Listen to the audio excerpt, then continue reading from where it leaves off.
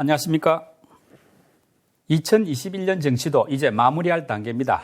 그래서 오늘은 국내외 주식시장의 현재 상황과 내년 전망을 살펴보는 시간 마련했습니다.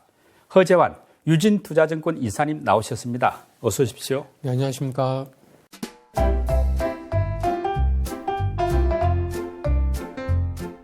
이사님, 이 책으로 만든 머니올라인데요. 예, 부의 설계가 이번에 출간이 됐습니다. 우리 이사님은 머니올라 이제 초창기부터 같이 출연해 주셔가지고 많은 도움도 주셨고, 이 책에도 우리 이사님의 인사이트가 상당 부분 들어가 있습니다. 예. 감사합니다. 예, 뭐 감사의 뜻을 담아서 토론 끝나는 대로 정정하도록 하겠습니다. 감사합니다. 그리고 이사님 이제 보니 한 석 달 만에 출연하셨네요. 네. 그동안 많이 바쁘셨죠? 시장이 좀 혼돈세가 좀 많았던 것 같습니다. 네네. 또 이제 연말 저희가 조금 증권사 입장에서는 좀 바쁜 시즌이라 네. 조금 정신없이 보냈습니다. 예. 바쁜 시간에도 이렇게 시간 내주셔서 감사드리고, 여쭤보고 싶은 질문들이 꽤 많습니다. 네. 하나씩 차근차근 살펴보겠는데요. 먼저 국내 주식 시장 상황부터 한번 짚어보겠습니다. 12월 시장 보면은 상당히 박스권 장세가 계속 이어지지 않습니까? 이 시장이 이렇게 좀 화끈하게 오르지 못하고 계속 이렇게 지지부진한 이유가 뭔가요? 여러 이유가 있겠습니다만은 저는 크게 이제 한 두세 가지 요인으로 좀 찾아볼 수 있을 것 같습니다. 그러니까 첫 번째는, 특히 이제 그 9월달, 10월달 들어서면서 미국 연준의 어떤 그 통화정책의 어떤 기조 자체가 좀 바뀌었습니다. 네. 그러니까 아무래도 예상보다 인플레에 대해서 좀 걱정을 많이 하는 뉘앙스를 풍기면서 결국 이제 12월 FOMC에서는 이제 테이퍼도 굉장히 빠르게 할 거고 내년에는 뭐 금리도 한 3번 정도 올리겠다라고 얘기를 하면서 미국의 통화 정책의 어떤 스탠스가 좀 바뀌었다라는 게 일단은 저희 국내 주식 투자하는 입장에서 봤을 때는 한 가지 좀 큰 허들로 좀 작용을 한 것 같고요. 근데 두 번째는 계속되는 이제 IPO 부담 그리고 특히 이제 저희가 7, 8월 이후에 국내 이제 가계대출에 대한 규제가 좀 이어지고 있는 상황인데요. 이런 것들이 전반적으로 국내 주식시장의 어떤 수급에 상당히 좀 부담을 주지 않았나라고 좀 보여집니다. 그러니까 이제 7, 8월 달에는 크래프톤과 카카오뱅크, 그 다음에 11월 달에는 카카오페이, 이제 굉장히 좀 큰 종목들이 들어오면서 이제 계속 그 투자자들, 국내 투자자들 입장에서 봤을 때는 새로운 신상이 막 자꾸 들어오는 거죠. 그러면은 뭐 돈이 똑같은 상황에서는 신상이 들어오면 갖고 있는 유통주를 팔고 새로운 주식을 사는 경향들이 있다 보니까 이제 이런 것들이 계속 이제 주가가 위로 올라가는 것들을 좀 막았었지 않았나라고 좀 판단을 하고 있습니다. 네, 그러니까 연준의 통화 정책에 따른 긴축 흐름하고 대출 규제 그리고 약간 수급상의 문제, IPO에 따른 이런 게 종합적으로 작용했다는 뜻이네요. 네. 그러면 이제 해가 좀 바뀌면은 이 증시 색깔이 좀 강세장으로 바뀔 수 있는 것인지 아니면 지금 같은 박스권 장세나 약세장 또는 조정장이 지지부진하게 이어질 것 같은지 어느 쪽으로 보십니까? 사실 해가 보통 바뀌게 되면은 원래는 이제 좀 새해에 대한 기대감들 때문에 이제 주가가 오르기도 합니다. 이거를 보통 1월 효과라고 많이 얘기를 하고 있는데요. 근데 저는 내년에 주식시장의 색깔이 크게 바뀌진 않을 걸로 판단을 좀 하고 있습니다. 다만 이게 이제 조금 강세장으로 바뀌는 시기는 한 2월 달이나 3월 정도? 이 정도가 되면은 그래도 조금 더 위로 가지 않을까라는 생각인데요. 크게 제가 이제 박스권이라고 생각하는 이유는 지금 위를 누르는 재료나 아래를 받치고 있는 재료나 크게 적어도 한두 달 동안에는 크게 바뀔 게 없는 것 같습니다. 네. 예를 들면은 아까 말씀드렸던 IPO 부담 같은 경우에는요. 1월 달에 드디어 많은 분들이 아시는 LG 에너지 솔루션이라는 정말 공룡이 하나 들어옵니다. 대여가 들어오죠. 네. 예. 이게 시가총액이 거의 70조인데요. 100조까지도 보더라고요. 네. 70조인데 이게 딱 들어오면은 일단 시가총액 3위거든요. 예. 그러면 네이버 카카오보다도 큰 것들이니까 이 안에서 어쨌든 펀드든 지수 ETF든 굉장히 큰 변화가 나타날 수밖에 없는 것 같습니다. 최근 들어서 국내 주식시장에서도 보면 예를 들면 LG 화학 같은 주식이 엄청 떨어지고 있거든요. 그리고 삼성 SDI 같은 주식도 많이 떨어지고 있는데 사실 2차 전지나 배터리나 이런 것들이 크게 나쁜 건 아님에도 불구하고 계속 주가가 부진한 가장 결정적인 이유는 저는 너무 큰 새로운 그 기업이 들어옴에 따라서 일시적으로 좀 수급에서 큰 교란 요인이 좀 생기지 않았나라고 좀 판단을 좀 하고 있고요.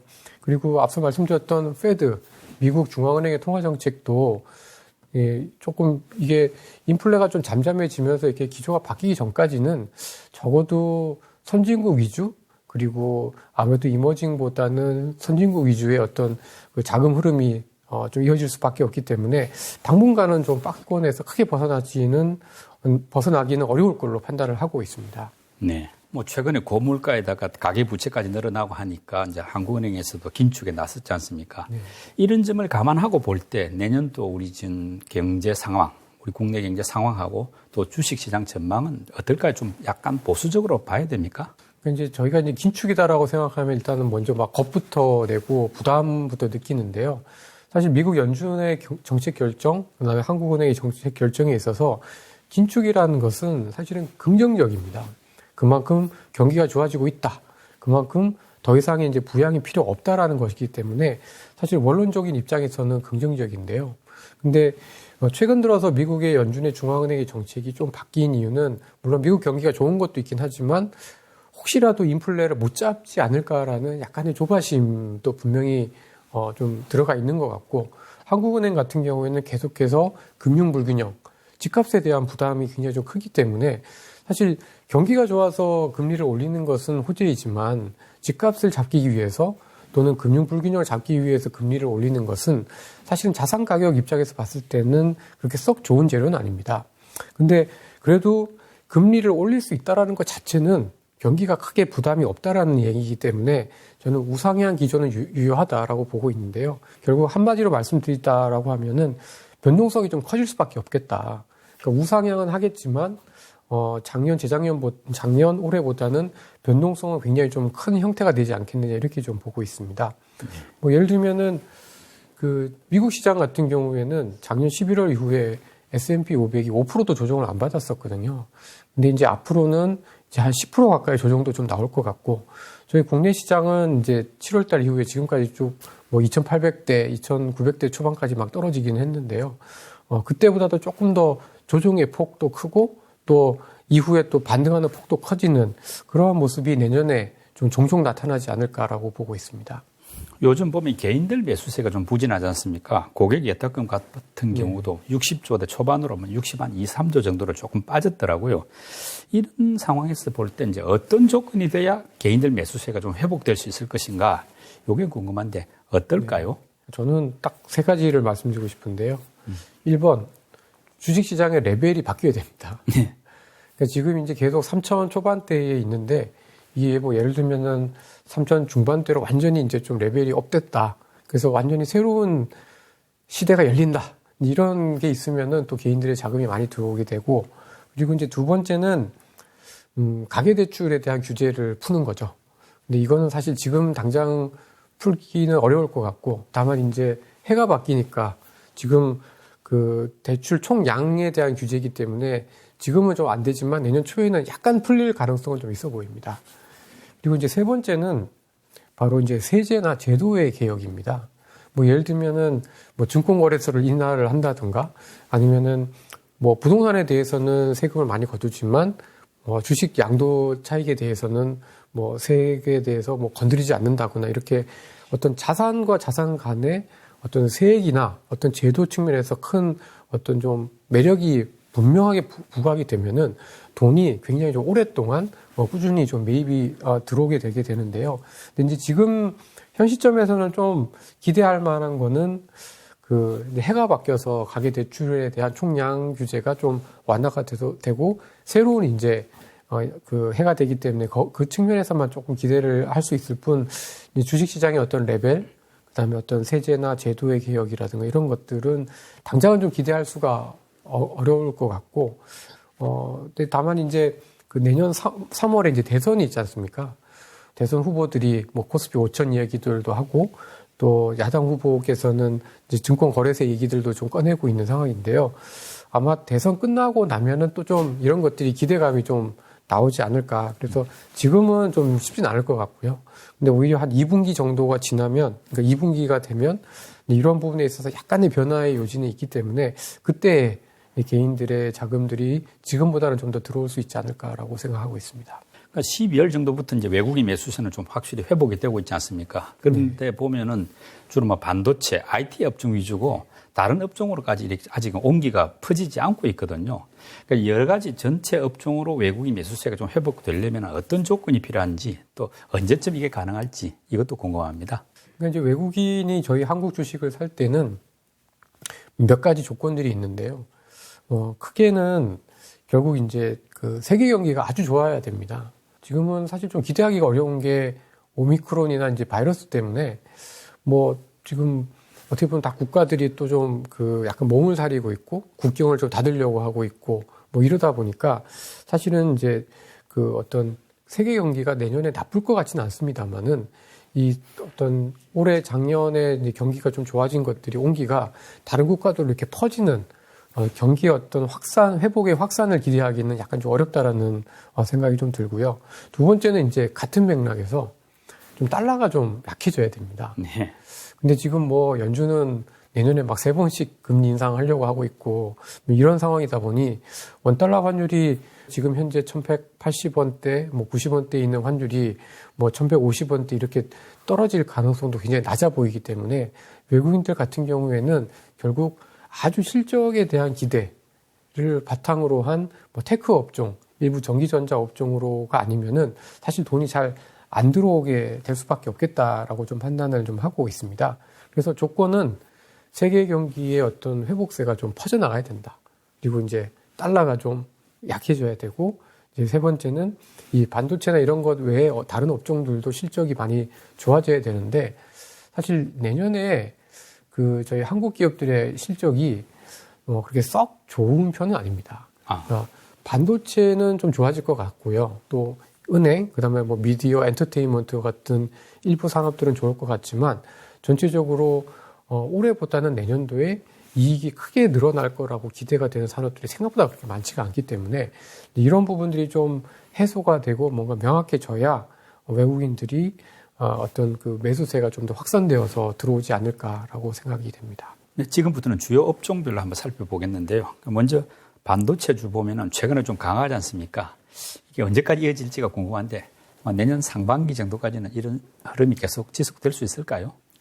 네, 뭐 저는 조금 더 진행될 거라고 생각하고 있습니다.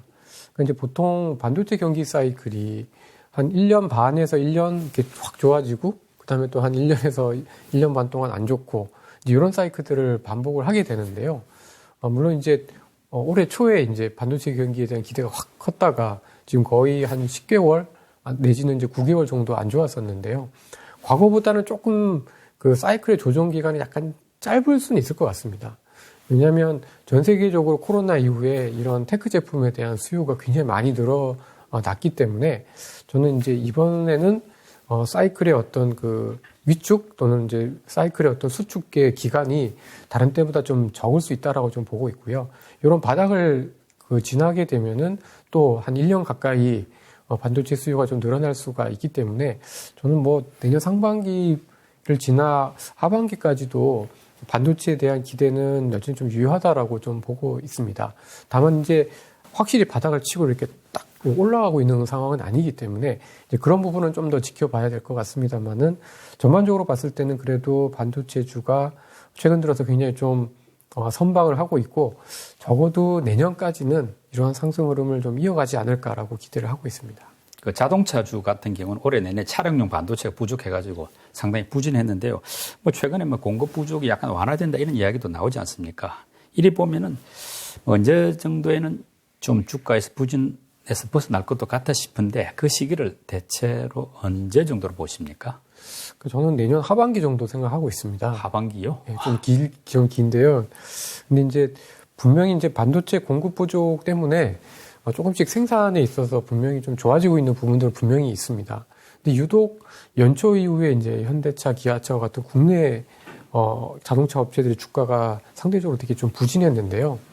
저는 그 이유가 사실 뭐 반도체 공급 부족이라는 거는 그들도 저희 한국의 자동차 업체와 경쟁을 하는 다른 자동차 업체들도 겪는 똑같은 비슷한 문제인데 이제 저희가 좀 더 어려웠었던 이유는 그만큼 이제 아시아 쪽에서 이제 그런 공급 부족, 그다음에 이제 공급망이 많이 퍼지다 보니까 생긴 문제도 분명히 좀 있었던 것 같고, 또 하나는 이 자동차 산업에 있어서 어떤 그 주 트렌드가 확실히 이제는 내연기관차 판매보다는 전기차 쪽에 많이 간 것 같습니다. 그렇죠. 그러니까 미국도 테슬라나 이런 업체들 좋았지만 중국도 굉장히 좀 좋았거든요. 이제 그런 걸 보면은 확실히 이제 전기차나 이런 전기차와 같은 다른 세그멘트에서의 어떤 성장이 굉장히 좀 중요하다라고 좀 보여지는데, 한국 자동차 업체들은 그동안에는 뭐 중국이나 그다음에 동남아나 이런 쪽에서 굉장히 좀 많이 수출을 해서 돈을 많이 벌다가 이게 좀 정체가 된 게 지난 한 3, 4년 정도 이어졌습니다. 그리고 이 부분은 아직까지도 많이 회복은 되고 있지는 못하고 있어서 이 현대차나 기아차 같은 국내 자동차 업체들이 좋아지려면 새로운 좀 동력이 필요한데, 뭐 그게 아마 뭐 수소가 될 수도 있고 아니면 이제 뭐 자율주행차가 될 수도 있을 것 같은데, 저는 이제 수소 같은 경우는 조금 보수적으로 보는 편입니다. 네. 사실 저희 하우스에서는 되게 긍정적으로 보고 있는데, 저는 이 수소차를 개발하고 있는 업체들이 대부분 한국하고 독일, 일본밖에 없습니다. 그러니까 미국 업체들은 사실 수소차 개발 안 하거든요. 네. 그래서 어떻게 보면 이게 글로벌하게 어떤 스탠다드로 해서 정말 붐이 나타나기에는 약간 좀 어렵지 않을까라는 생각이 좀 들어서, 저는 다른 분들보다는 수소차에 대한 기대감은 좀 낮게 가져가는 편이고요. 그래서 현대차나 기아차 같은 저희 국내 자동차 시장이 좋아지려면 뭐 자동차 반도체 공급 부족도 좀 완화가 돼야 되겠고, 다른 시장으로서의 어떤 판매도 좀 좋아져야 되겠고, 아니면은 자율주행차나 이런 새로운 동력이 좀 필요한데, 그런 동력이 좀 만들어지려면 조금 더 시간이 걸리지 않을까라고 생각이 좀 들어서, 그런 측면에서 저는 조금 내년 하반기 정도로 조금 기대감을 좀 뒤에 두고 있습니다. 그리고 2차 전지를 보면은 무슨 셀 3사들 올해 주가가 좋지 못했지 않습니까? 네. 뭐 원인도 여러 가지가 나오는데, 대체로 언제 정도 돼야 이제 좀 부진에서 벗어날 수 있겠다, 이렇게 보십니까? 그 2차 전지 쪽은 아마 한 2월 정도부터는 그래도 기대를 할 만할 것 같습니다. 그러니까 앞서도 처음에 말씀드린 LG 것처럼 에너지 솔루션, 예, 상장. 그러니까 이제 예를 들면 저희 국내 그 2차 전지 3사 주가는 별로 좋지 않았지만 중국의 CATL이라는 이제 업체 주가는 또 나쁘지가 않거든요. 네. 그런 걸 보면 2차 전지 업황에 대한 기대는 여전히 유효하다라고 좀 보고 있습니다. 그리고 저희 한국 업체들의 밸류에이션이 그러면 CATL보다 비싸냐? 전혀 그렇지 않거든요. 그래서 저는 이거는 이런 그 아까 말씀드렸던 IPO나 어떤 이런 그 수요와 공급에 대한 문제가 좀 해소가 되면은 충분히 가치를 더 제대로 이제 그 가치 평가를 좀 받지 않을까라는 네. 생각이 좀 들고요. 오히려 저희 국내 그 2차 전지 셀 3사의 주가의 밸류에이션이 그렇게 비싸지가 않기 때문에 오히려 어느 정도 이런 것들이 좀 정리가 되게 되면은 뭐 해외 외국인 투자가들에 대한 관심도 새롭게 좀 높아지지 않을까라고 좀 판단을 하고 있어서, 뭐 지금은 뭐 약간 시간은 좀 걸릴 수는 있지만 여전히 좀 2차 전지는 긴 그림에서는 여전히 굉장히 좀 긍정적이고 유망한 업종이다라고 생각을 하고 있습니다. 그리고 2차 전지 소재주는 올해 많이 올랐다가 최근에 좀 약세지 않습니까? 이것도 어떤 반등의 조건이 있을 텐데 뭘까요? 근데 저는 2차 전지 소재주들은 조금 보수적으로 볼 필요가 있다라고 좀 보고 있습니다. 네. 그러니까 이제 2차 전지 소재주들이 어떻게 보면 주가가 그냥 오른 게 아니라 뭐 어마어마하게 올랐습니다. 뭐 10배, 뭐 13배 이렇게 주가가 오른 업체들도 굉장히 좀 많은데요. 보통 아무리 업황이 정말 유망해도요, 이렇게 그 개별 종목단에서 한 10배에서 15배 정도 주가가 오르게 되면은 적어도 한 2년에서 3년 정도의 호재는 다 땡겨서 반영을 했을 가능성이 굉장히 높습니다. 이게 뭐 2024년 실제까지 당겨서 반영했다, 이런 이야기 하더라고요. 그러니까 그렇게 뭐 10배 이상 오른 주식들은 사실은 이제 여기서 더 좋아지기는 사실 굉장히 좀 힘든 거죠. 네. 그러니까 지금의 어떤 10년, 앞으로 3, 4년 동안의 성장을 뛰어넘는 뭔가가 돼야 되기 때문에 주가가 여기서 더 오르기는 상당히 좀 부담이 있을 수밖에 없다라고 좀 보여지고요.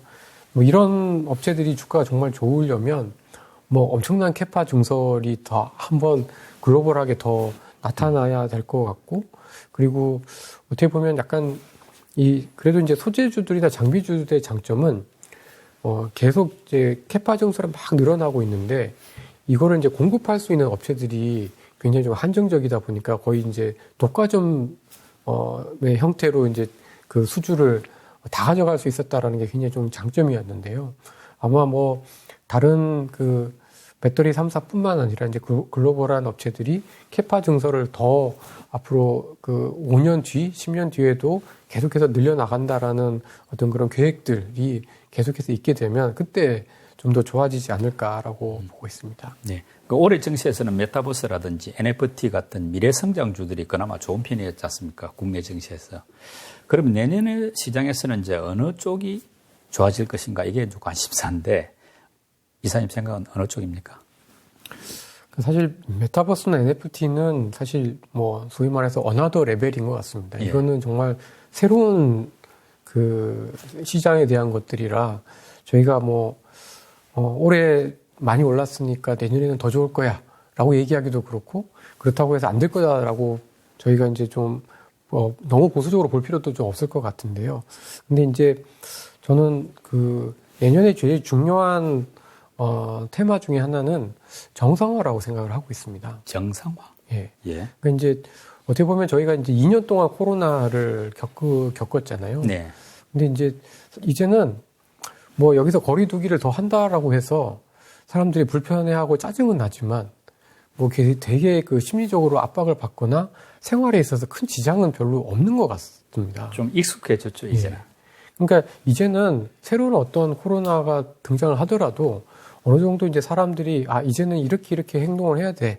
이게 필요해. 이런 것들이 많이 좀 돼서 어떤 그 너무 이제 그 비대면, 언택트 또는 뭐 인터넷 또는 디지털화에 너무 목을 안 매도 되는 세상이 내년에는 오지 않을까라는 생각이고요. 네. 오히려 최근에 미국 기업들이나 한국 기업들도 이런 그 언택트지만 또 컨택을 같이 가미하는 서비스들을 조금 하려고 하는 노력들을 보여주고 있어서 저는 오히려 내년에는 올해 좀 부진했던 데에서 좀 그 투자 아이디어를 좀 찾아봐야 되는 게 아닌가라는 생각이고, 뭐 대표적인 게 어떻게 보면 뭐 반도체는 이미 이제 바닥을 치고 올라오고 있습니다만은 내년에는 저는 바이오 쪽이나 신약 쪽도 좀 긍정적으로 볼 필요가 있지 않나 싶습니다. 네. 그러니까 이제 저희가 이제 바이오라고 하면은 진단 키트, 네. 그다음에 이제 백신 이 두 가지밖에 생각을 못 하고 있는데, 사실 너무 코로나 때문에 사람들이 병원도 잘 안 가게 되고 또 그 미리미리 이제 너무 이제 그 위생에 신경을 쓰다 보니까 병도 잘 안 걸리고 그리고 거의 많은 그 제약이나 바이오 산업의 많은 돈들이 이미 이제 백신에도 많이 투자가 됐는데요. 내년부터는 오히려 새로운 약들, 뭐 암이든 뭐 그다음에 이제 그 뭐 당뇨든 이렇게 새로운 어떤 병에 대한 그 신약들에 대한 개발들이 점차 좀 비중이 좀 높아질 것 같아서 저는 오히려 내년에는 그동안 부진했던 제약 바이오 산업, 특히 신약을 만드는 산업들에서 새로운 기회가 있지 않을까라는 생각이고, 그다음에 또 하나는 자동차와 관련해서 이제 자율주행 쪽 컨셉입니다. 네. 지금 미국에서는 자율주행 실험이 굉장히 좀 많이 이루어지고 있습니다. 그 월마트나 UPS나 이제 미국이 지금 요즘 트럭 운전사가 없어가지고, 그러니까 어쩔 수 없이 이제 트럭 운전사가 없으니까 이제 물건을 배달하는 자율주행 트럭을 많이 개발을 하고 그런 업체들을 많이 실험을 좀 하고 있는데요. 그러니까 이게 이제 그 미국의 텍사스나 뭐 알칸소스 같은 이런 조금 소규모 지방에서는 이미 이제 진행이 되고 있습니다. 그러면 아마 내년에는 또 이러한 자율주행과 관련되어 있는 많은 새로운 기술들이 기업들한테 좀 적용이 될 거고, 그게 또 눈에 보이면 또 그런 쪽에서 새로운 기회가 좀 있지 않을까, 이렇게 좀 보고 있고요. 그다음에 세 번째는 이제 소비 쪽입니다.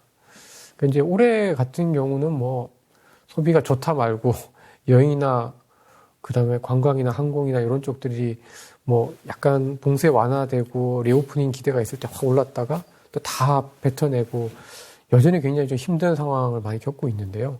앞서 처음에 말씀드린 것처럼 내년에는 이제 지금보다는 조금 더 정상화 쪽으로, 완전히 이제 정상화가 다 되긴 어렵겠지만 지금보다는 정상화될 수 있다라고 보면, 그래도 그런 업종들, 그런 기업들 내에서 기회를 찾아보는 게 저는 좀 더 합리적이지 않을까라고 생각을 하고 있습니다.